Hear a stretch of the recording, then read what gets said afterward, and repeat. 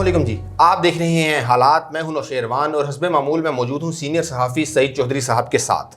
Sir कैसे मिजाज हैं? अल्हम्दुलिल्लाह फर्स्ट क्लास, दुआएं। Very good. 13 जून के दूसरे व्लॉग में खुशामदीद। आज बात करेंगे कि पीटीआई सिंध में मुनाफिकत पर क्यों उतर आई, आर्टिकल 140A है क्या, और फिर वज़ीर-ए-आला पंजाब से पीपल्स पार्टी और नून लीग के अरकान असम्बली की मुलाकात, उस्मान बुज़दार साहब क्या तासुर देना चाह रहे हैं, फिर जनरल फैज़ हमीद की बतौर ISI चीफ मुद्दत कब ख़त्म हो रही है, और फिर हाउसिंग सेक्टर की जो एमनेस्टी स्कीम है उसमें 6 माह की तोसी, उससे फ़ायदा किसको होगा। फवाद चौधरी साहब की रात से धूम मची है और कन्फ्यूजन भी है कि 140A या 148। वो यार कन्फ्यूजन जो है वो उन्होंने सुप्रीम कोर्ट से मुतालबा किया है कि जनाब 140A 140 की बात कर रहे हैं, ठीक है। 140A का नफाज किया जाए। ठीक है। वो आपको पता है वो जब जाते हैं एक दफ़ा तो थरथरी मचा देते हैं ना। पहले भी गए थे एक दफ़ा कि आप वज़ीर आज़म इमरान खान हुक्म करें तो रातों रात वो करा देंगे। अब वो पीपल्स पार्टी की हुकूमत से जी अब वो कह रहे हैं मुराद अली शाह तो कॉम्प्रेस सियासत कर रहे हैं। अच्छा। और वो तो इंडिपेंडेंट है ही नहीं, कठपुतली है। कठपुतली क्योंकि इमरान खान को कहा जा रहा है, उन्होंने कहा ये भी कठपुतली, ये जरदारी खानदान की इशारों पे चलता है। यार ये तो सीधी सी बात है, पार्टी हेड की जो अहमियत है, पार्टी पॉलिसी को टो करना होता है। बिल्कुल। हर वज़ीर आला ने करना होता है जी बिल्कुल। और हर वज़ीर ने करना होता है। वज़ीर भी करता है। तो पार्टी डिसिप्लिन की खिलाफ वर्जी तो नहीं की है। चलो ठीक है, उनकी मर्जी। और उन्होंने फरमाया कि 3 साल में सिंध को हमने हाँ जी यानी वफाक 16 से 18 खरब रुपए दिए हैं। अच्छा जी। और ये जो पैसे दिए हैं कि ये एहसान किया जी। इस दफ़ा भी जो बजट है 34 खरब के करीब सूबों के लिए रखे गए। ठीक है। ये सूबों को वफाक ने उनका हिस्सा देना होता है। बिल्कुल। 18वीं तरमीम के बाद का यही तो इनको एक प्रॉब्लम आया हुआ है कि ये पैसे हमें देने पड़ते हैं। सूबे जो है अपना टैक्स कलेक्ट अलग करते हैं, हम अलग देते हैं। बिल्कुल। ये 34 खरब तो किस तरीके से बचाए ना। अच्छा जी। आप पिछले बजट में हाँ जी पंजाब के अब इन्होंने करना पता क्या होता है, जी वारदात। यानी 34 खरब दे दिए, सिंध वाले तो लाड़ लूट के अपना ले जाएंगे। ठीक है। केपी हाँ जी मेन की हुकूमत है, खैबर पख्तूनख्वा में और पंजाब में। बिल्कुल। वहाँ ये पैसे रोकेंगे। नहीं मर्जी। 3 खरब रुपए इस दफ़ा जी पंजाब के ये खा गए हैं वफाक वाले। छोटा भाई केपी के भी कुछ खा गए हैं। अच्छा। और 2 सूबों को तो ये खाएंगे ना, जी रोकेंगे जा। बिल्कुल। जो भी कह लें आप उसको। ठीक है। और कोशिश करेंगे बलूचिस्तान का भी कुछ हिस्सा जो है वो वफाक अपने इस्तेमाल में ले आए। ठीक है। अब ये जो फवाद चौधरी साहब है ये कह रहे हैं हमने दिए हैं 18 खरब तक। हाँ जी। मेरे ख्याल इनके दादोशुमार ठीक नहीं है, या इनका वज़ीर आज़म जो है वो एक ऐसा बंदा है जो वादा पूरा नहीं करता, या फिर वो उसको झूठा कह लें, जो लफ्ज़ मर्जी इस्तेमाल कर लें, या फिर इनको नहीं पता। वो भाई 11 खरब तो उन्होंने कराची को पैकेज दे दिया था सिंध को। हाँ जी याद है, बिल्कुल ऐलान किया था। ऐलान के वादा ही होता है ना यार, वज़ीर आज़म का वादा होता है ना। वो कहाँ है पैसे? इस हिसाब से तो इन्होंने मेरा ख्याल कोई 18 और 11 27-28 खरब दे दिए हुए। ये ऐसे जालसाजी, सारा कुछ जालसाजी। और ये कहते हैं कि जनाब वो सुबह खा गया। हाँ जी।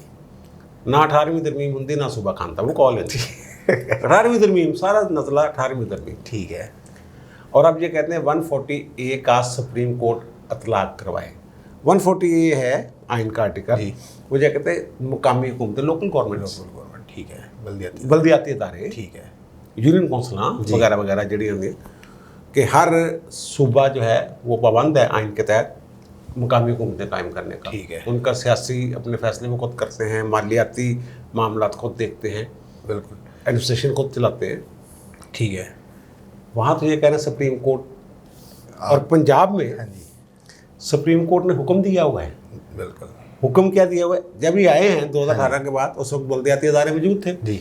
इन्होंने फिर कानून को बनाया पंजाब हुकूमत ने कि जनाब ये हम इसको तहलील कर दिया उनको, और कहा कि नए इलेक्शन करवाएंगे नए फलां के साथ।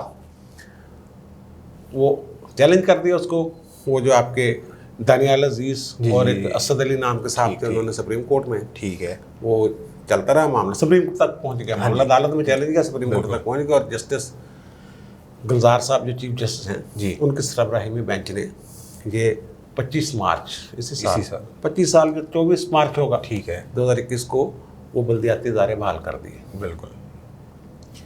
बहाल करने के बाद उनको, ये देखो वहाँ सिंध में कहते हैं सुप्रीम कोर्ट नाफज करवाया, हाँ जी। यहाँ सुप्रीम कोर्ट ने नाफज किया, उस पे उस पर अमल करने के बजाय वो फिर रहे हैं, हाँ जी वो जो नाज़िम है ना जी, और वो सारे वो फिर रहे हैं, उनको दफ्तर नहीं दे रहे, हाँ जी अंदर घुसने नहीं दे रहे, बल्कि एक दो जगह पे एहतजाज भी हुआ है। बिल्कुल बिल्कुल हो गया। सारे लाहौर में भी- काउंसलर और सारे मिलके गए हैं वहाँ, मेयर साहब भी गए हैं, वो बिल्कुल। चलो थोड़ा भाई चलो हैं, वो कह रहे हैं जनाब क्यों नहीं कर रहे आप, वो जी हमने नज़रसानी की दरख्वास्त दे दी। नज़रसानी की दरख्वास्त देने से स्टे थोड़ा हो जाता है, हाँ जी हाँ जो पहला हुक्म है उस ठीक है, पे- पहले हुक्म जब तक स्टे ना हो जाए पहले हुक्म पे, हाँ जी उतने देर तक वो नाफिजुल अमल होता है। हाँ जी पंजाब में तो आप कर नहीं रहे, हाँ या तो एक सूबे को मिसाल बना के दिखाएं ना हाँ जी कि देखिए जनाब हमने सुप्रीम कोर्ट के हुक्म पर ये बल्दियाती इदारे बहाल कर दिए। बिल्कुल। हालांकि बहाल करने से कोई फ़ायदा फुदा नहीं होना था उनको, वो नवंबर तक, वो उनकी तकरीबन मुद्दत- नवंबर कोई रिमिट इधर यही वो अदारे वैसे अपनी मुद्दत पूरी करके हाँ जी तहलील हो जाए ना तो नए इलेक्शन होने थे। बिल्कुल। अब ये ना नए इलेक्शन की तैयारी है कोई, हाँ जी अब अगर नवंबर में हो रहे हैं तो इलेक्शन कमीशन को तैयारी के लिए मौका मिलना चाहिए। बिल्कुल। ये इलेक्शन कमीशन पाकिस्तान ने करवाने होते हैं। हाँ जी और अब एक और मसला भी इन्होंने पैदा करना, देखना आप, इलेक्शन कमीशन का भी गड़बड़ कर देनी है इन्होंने। क्या? 2 मेंबरान हाँ जी रिटायर होने वाले हैं और वो अपोजिशन लीडर और जो आपके वज़ीर आज़म हैं हाँ जी कायदे ऐवान, वो मिल के उन्होंने नॉमिनेट करना है। नॉमिनेट करने हैं और फिर पार्लियामेंट में जाने के जैसे भी एक लंबा प्रोसीजर है, अगर गड़बड़ हो जाती है कोई तो हाँ जी इन्होंने वहाँ भी लटकाए करना है रखा। क्योंकि चीफ इलेक्शन कमिश्नर के इतनी देर लटकाए रखा, बिल्कुल तो अब हाँ जी। उनका भी लटकाना है। ठीक है। मैं इसको समझता हूँ जो ये पीटीआई कर रही है ये मुनाफिकत है, ठीक है बिल्कुल ये कोई जमहूरी रवैया नहीं है बिल्कुल ठीक बात है। कि जनाब सिंध वाले वो बल्दियाती अदारे बनाएं, लोकल गवर्नमेंट्स बनाएं ताकि जो हम फंड दें वो उनके ज़रिए इस्तेमाल हो। जी वहाँ इलेक्शन होगा, वहाँ फिर नहीं जीतना पीटीआई को, हाँ अंदरूनी सिंध तो बंदे नहीं मिलने। बिल्कुल। सर ये बड़ी खुशफहमियों में है। बेहतरीन बात आपने की कि पंजाब में करके मॉडल बना के कहते हैं यार आप सिंध वाले कर लो, तो हम भी तारीफ करते हैं कि यार सही काम करते हैं। ये जाएंगे ना सुप्रीम कोर्ट, अगर जाएं खुद ये मुतालबा करें सुप्रीम कोर्ट से, अगर जाएंगे सुप्रीम कोर्ट हो सकता है इनसे पूछ लें हाँ जी कि साडा पंजाब वाले आर्डर का की नहीं किया कीता। तुसीं। बिल्कुल ठीक बात है। ये है सारा। ठीक है। अगर वज़ीर-ए-आला पंजाब सब क्या तासुर होना चाह रहे हैं मुलाकातें करके? यार वज़ीर पंजाब ने ना 4-5 बंदे ढूंढे हुए, नून लीग के 4-5 बंदे और 2-3 हैं पीपल्स पार्टी के। हाँ जी जब भी कोई ये तासर मिलता है कि बुज़दार साहब खतरे में हैं तो बुज़दार साहब फौरी तौर पे उनसे मुलाकात करते हैं उन लोगों से। वो नाम भी अब तो फिंगर टिप्स पे लोगों को याद हो गए हैं, वो जलील शेखपुरी साहब हैं, हाँ जी ये मेरे ख्याल शेखुपुरा के, शेखुपुरा के बिल्कुल। और फिर अशरफ अंसारी साहब हैं आपके गुजरांवाला के बिल्कुल। ठीक है ना। वो जब इन्होंने वहाँ जलसा करना था पीडीएम ने तो उस वक्त भी ये मुखालफाना कह रहे थे हम ये कर देंगे वो कर देंगे, नून लीग के सर तक बिल्कुल वो खिलाफ हो गए हैं। और फिर आपके मौलवी गियासुद्दीन साहब नारोवाल के, ओके। और फैसल न्याजी साहब ये नून लीग वालों की बात करूँ, वो खानेवाल के हैं। हाँ जी निशात डार साहब इस्तीफा नहीं थे लेकिन वो भी खानेवाल से हैं, ठीक है। वो भी बड़े करीब हैं इनके। और अजहर अब्बास चांडिया साहब ये मुजफ्फरगढ़ के हैं, ठीक है। उधर इलेक्टेबल। और पीपल्स पार्टी के हैं रईस नबील, जी रईस नबील अहमद, ये भी रहीम जारखां के हैं शायद, ठीक है। हाँ रहीम जारखां के हैं। ओके और जफर अली खान साहब हैं, ये भी रहीम जारखां के हैं। बिल्कुल। इन्होंने हालत वाले दिन ना। हाँ जी। और जो इधर खानेवाल से उधर जब चले जाएं, बल्कि साहिवाल गुजर जाएं जी तो फिर इन लोगों का इलाका इलाका शुरू होता है। ठीक है। जो किसी के जमातों में अदल बदल करते रहते हैं ना। हाँ जी। इनके अपने वोट काफ़ी हैं हल्के में। बिल्कुल। तो ये अब शेखपुरी साहब भी आपको पता है जी शख्सियत उनकी है, उनके अपने टेबल वोट हैं। बन चुके हैं वो खुद। तो ये सारे इस तरह वो इनको बुलाते हैं, बुला के फिर तस्वीरें बनवाते हैं, फिर एक छोटी फुटेज बनाते हैं और फिर प्रेस रिलीज भी जारी कर देते हैं जनाब मुलाकात हुई और मेरे दरवाजे तो सबके लिए खुले।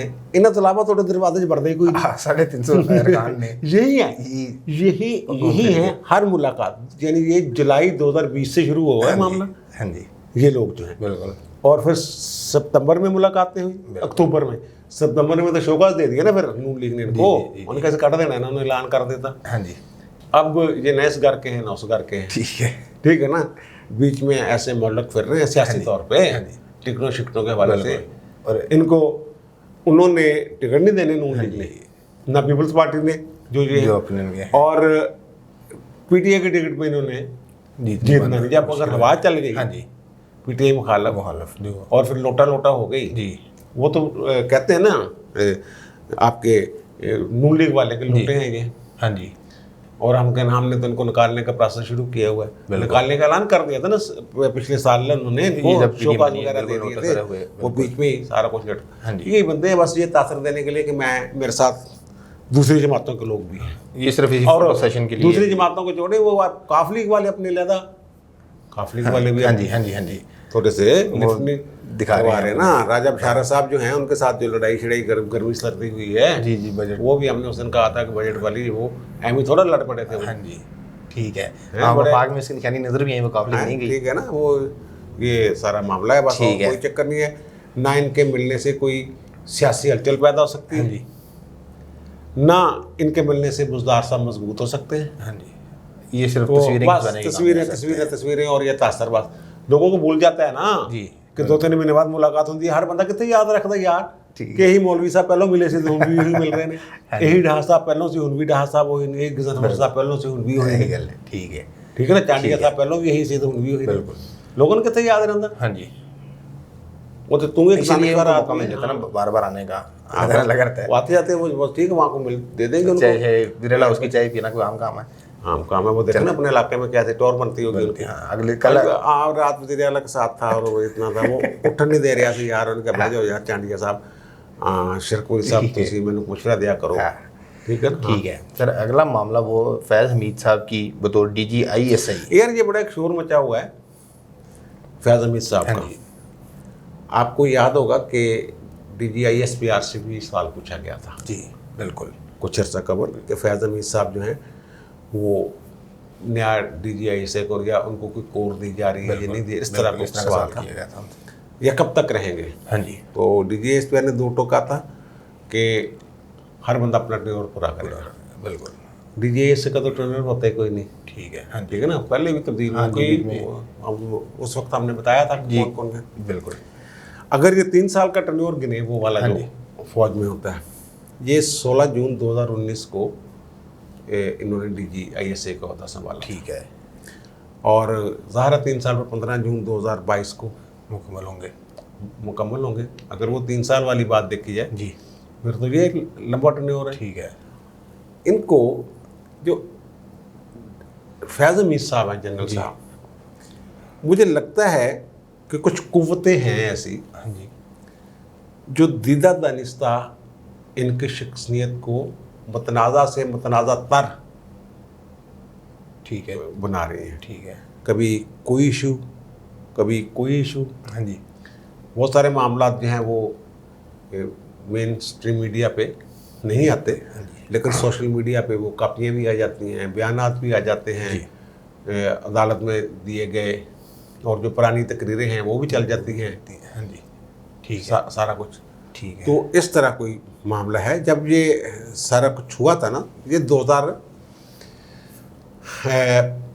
जब बाजवा साहब को एक्सटेंशन मिली है, उसी वक्त ये एमी लोगों ने तसव्वुर कर लिया, ठीक है, कि फैज़ हमीद साहब जो हैं अगले आर्मी चीफ हैं, क्योंकि जब वो नवंबर 2022 में रिटायर होंगे बाजवा साहब, 3 साल पूरे हो जाएंगे दूसरे टेन्योर के। कुछ लोग तो ये भी कह रहे हैं कि वो अभी 2 साल और रहते हैं, उनके 64 सालों में रिटायरमेंट की उम्र 64 साल है, 2 साल वो यानी 2025 नहीं वो वैसे ठीक है ना, वैसे कर कुछ लोग कह रहे हैं यार अभी वो ठीक है, लेकिन वो उसमें कोई उस हद तक सदाकत नहीं नीचे, बहुत फिर मोरल डाउन हो जाता होता है, ठीक है।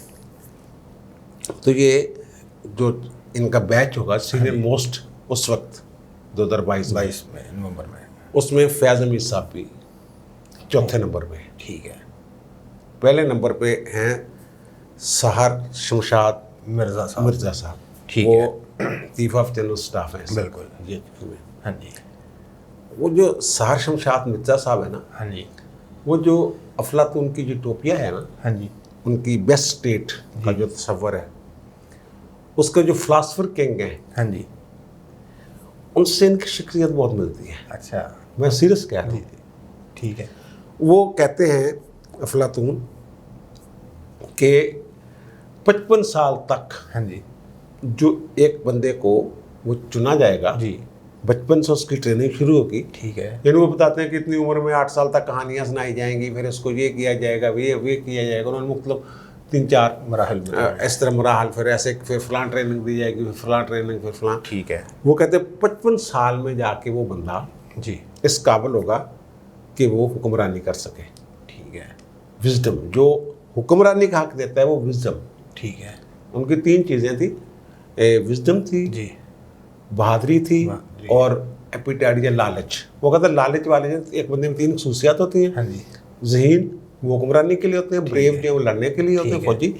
और नीचे होते हैं जो एपिटाइट की बात करता है कि वो इश्तिहा या लालच, ठीक है, वो ये बिजनेस करें, जिनमें ये ज़्यादा होता है। ठीक है, वो कहते हैं कि उसका ना कोई आगे होगा ना पीछे, ना वो शादी करेगा, अच्छा, फिलासफर किंग, ओ, और ना उसके घर के बाहर दरबान होंगे, हाँ, ठीक है, यानी और उसको दुनिया की कोई तमाही नहीं होगी, ठीक है, लालच ही नहीं होगी। लालच नहीं होगा, सहार शमशाद मिर्ज़ा साहब के बारे में आपने बहुत अरसा पहले शायद आपने को किया हुआ है इसमें। बिल्कुल 2019 में हाँ। थी वीडियो, तो ये बचपन में ही यतीम हो गए थे, इनके वालिदैन एक हादसे में जाँ बहक हो गए, बिल्कुल, बिल्कुल, और कोई बहन भाई बहन नहीं, भाई भी नहीं। अकेले थे। हाँ जी, बड़ी मुश्किल से इन्होंने तालीम मुकम्मल करके जी। फिर कमीशन लिया, बिल्कुल, और सिंध रेजिमेंट में हाँ जी, इनका यूनिट शायद 12 था, 8 सिंध रेजिमेंट, 8 सिंध हाँ जी, रेजिमेंट। तो जब ये वो सेकंड लेफ्टिनेंट होता है ना, उससे वो जब सरकारी नौकरी मिलना शुरू करता है तो उससे नेक्स्ट टू किन के तुम्हारे बाद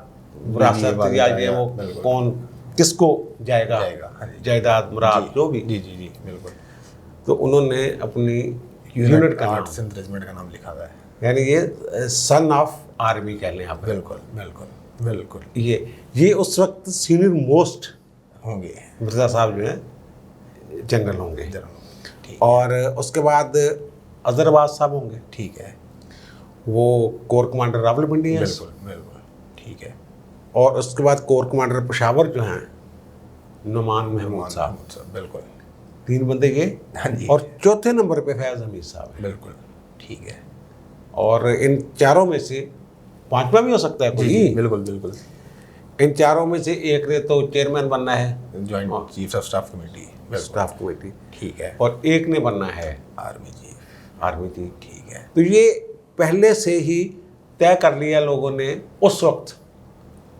कि जनाब ये एक्सटेंशन का मतलब है कि फैज़ हमीद, वो यार हालात बदलते रहते हैं, कोई ये जहन में किसी के हो जी, तो हो, ठीक है, तो बाकी जो 3 हैं हाँ जी, उनको क्या मसला है। बिल्कुल, बल्कि ये वो तो भी ठीक है ना। काबिलियत में तो मिर्ज़ा साहब जो हैं हाँ जी, उनका, लेकिन वैसे वो जो है ना फिलासफर किंग से थोड़ा सा एक दर्जा नीचे आ गए हैं वो। नहीं मैं बता रहा हूँ, वो कहते हैं फिलासफर किंग शादी नहीं करेगा। ठीक ठीक ठीक है, इन्होंने कोई 2 साल पहले शादी कर ली है, ओ, अच्छा, लेकिन बाकी सारी बाकी खसूसियात हैं, वही हैं ठीक है, बिल्कुल, कि यार किसी के रिश्तेदार होगा तो प्रेशराइज करेगा, लालच रिश्तों का, खून का, ये वो, हाँ जी, ये होगा ना। फिर इसी तरह होगा, हाँ, फिर होता है। हाँ, ठीक है, तो ये सारा बच्चे ठीक है, ये कबल वक्त बातें हैं, हाँ, वो कबल वक्त टाइम आएगा तो बातें हैं। पता लग जाएगा, और फैज़ हमीद साहब जो हैं, अगर वो ये रहता है, लेकिन वो कहते हैं वहाँ हैं कि अक्टूबर में, इसी साल ठीक है। अक्टूबर में शायद वो पोस्टिंग कोई तब्दीली ठीक है, हो जाए। ठीक है, और ये भी एक हमें तासर देना, क्या कहें उसको, कि जनाब शायद कोई इख्तलाफात हैं, ये है वो है, वो ठोस बात सामने हो तो फिर है ना। ठीक है, ये तो मुझे किसी ने बता दिया जिस पे मैं एतबार कर रहा हूँ कि यार ये बंदा ठीक है और उनके करीब है, हाँ जी, तो इस तरह बात निकल जाती है। हाँ, ठीक है। अच्छा सर, दूसरा मामला ये जो वो जो कंस्ट्रक्शन सेक्टर, हाउसिंग सेक्टर की एमनेस्टी स्कीम में 6 माह की तोसी होगी, उससे किसको फ़ायदा? कि यार वो कहते हैं बिल्डर्स और डेवलपर्स जो हैं उन वो फ़ायदा उठा सकते हैं। यानी जिनके पास ब्लैक मनी है हाँ जी बहुत ज़्यादा, जी जी वो बिल्डर्स के तौर पे आए, यहाँ प्लाट खरीदे DHA में अच्छा। और बहरिया टाउन में। देखना, जो जिसके पास ब्लैक मनी है हाँ जी और बहुत ज़्यादा है, जी 80 करोड़ के राउंड अबाउट जिसके पास है, हाँ जी वो तो छपाछ भी लेता है, हाँ मैनेज कर सकता है। मैनेज कर ही लेता है। हाँ जी इस वक्त इससे बहुत ज़्यादा हाँ जी हो हाँ जी तो फिर वो उनसे पूछा नहीं जाएगा 6 माह मजीद ठीक है कि भाई ये पैसे कितों आए ने, हाँ जी ते घर के में बन गए हाँ ने जी और तुम बेचो उन्होंने अपनी मर्जी के ठीक नाल। है तो जो बड़ी इन्वेस्टमेंट्स हैं जी वो होती है DHA में हाँ जी और बहरिया टाउन में। बहरिया टाउन में और बहरिया टाउन और DHA वाले दोनों जो है ज़मीन एक्वायर करते हैं सरकार से मिल मिला के। बिल्कुल वहाँ अगर ये एमनेस्टी स्कीम का फ़ायदा तो जिनके पास ज़्यादा पैसे हैं जी जी वो ये बिल्डर्स बन के और डेवलपर्स बन के हाँ जी वहाँ बड़ी इन्वेस्ट करेंगे इन्वेस्ट करेंगे और मौजे करेंगे। अब देखो ना कराची में जी मलक रियाज साहब का एक रोला बना हुआ है बिल्कुल वो कि मार्केट कोट कूट जो भी है गांव पिंड झोंपड़ियाँ झोंपड़े सारा कुछ लपेटी जा रहे हैं। हाँ जी ठीक है ना। और आपके DHA वाले हैं जी वो भी माशाल्लाह कम नहीं है। ओके जिस सहाला में जी इन्होंने कुछ ज़मीन एक्वायर की, अच्छा बेफगान की ज़मीन है वो, ओके 188 कनाल। हाँ जी DHA साहब कह रहे हैं जी एक्वायर करनी है। एक्वायर यानी कि सरकारी निर्खों पे मार्केट रेट पता नहीं कहाँ पहुंची होती है, जी ये टेबल बना लेते हैं कि DC उसके मुताबिक हाँ जी 188 कनाल ज़मीन लैंड एक्विजिशन कलेक्टर साहब ने कह दिया जनाब DHA को चाहिए एक्वायर कर लो। ठीक है वो बेफगान की ज़मीन हाँ है, जी 2 ठीक है 2 बेफगान ख़वातीन है वो प्रॉपर्टी है जिनके शोहर नहीं है, जी तो वो अदालत में गई है ठीक है और chief justice Islamabad high court ने स्टे कर दी है। अच्छा उन्होंने कहा कि जनाब ये CDA की मंजूरी के बगैर आप कैसे एक्वायर कर सकते हैं। हाँ ये जो लैंड एक्विजिशन कलेक्टर साहब हैं हाँ जी इनसे कोई पूछेगा। हाँ ये बात जो अदालत पूछ रही जी है जी इनसे कि कौन जब पूछे? हाँ वो जनाब जो CDA है कैपिटल डेवलपमेंट अथॉरिटी साला इस्लामाबाद में आता है ना, इस्लामाबाद में बिल्कुल तो वो उससे भी फिर मंजूरी ले लेंगे।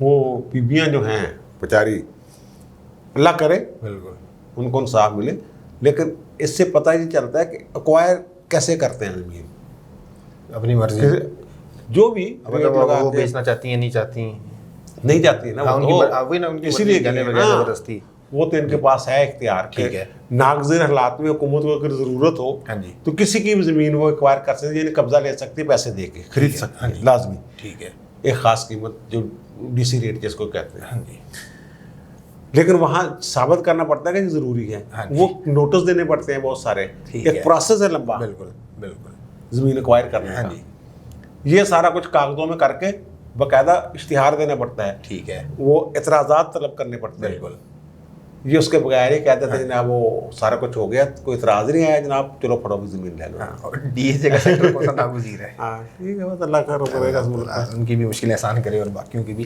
ठीक है जी आपने सुन ली तमाम मामला पे। चौधरी साहब की राय आपकी क्या राय है कमेंट्स में ज़रूर बताइएगा। आपसे मुलाकात होती है अगली वीडियो में, तब तक के लिए अल्लाह हाफ़िज़।